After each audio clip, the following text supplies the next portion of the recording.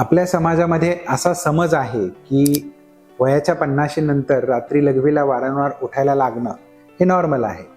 पण हा समज नसून हा गैरसमज आहे. वयाच्या 50 नंतर आपल्या लघवीच्या मार्गामध्ये असणाऱ्या प्रोस्टेट ग्रंथीच्या वाढीमुळे लघवीचा मार्ग अरुंद होतो आणि त्यामुळे आपल्याला लघवीला वारंवार उठायला लागतं, लघवीला जोर द्यायला लागतो, लघवीची धार बारीक होते, लघवी शिल्लक राहिल्यासारखं वाटतं. तर हे सगळं प्रोस्टेट ग्रंथीच्या वाढीमुळे होतं. आणि तरुण वयामध्ये जर आपल्याला लघवीला रात्री परत परत उठायला लागत असेल तर हे लघवीचा मार्ग अरुंद झाल्यामुळे म्हणजे स्ट्रिक्चर नावाचा आजार असल्यामुळे असू शकतं, किंवा मग सेक्शुअली ॲक्टिव्ह मेल्समध्ये प्रोस्टेट ग्रंथीच्या जंतुसंसर्ग झाल्यामुळे पण ही समस्या उद्भवू शकते.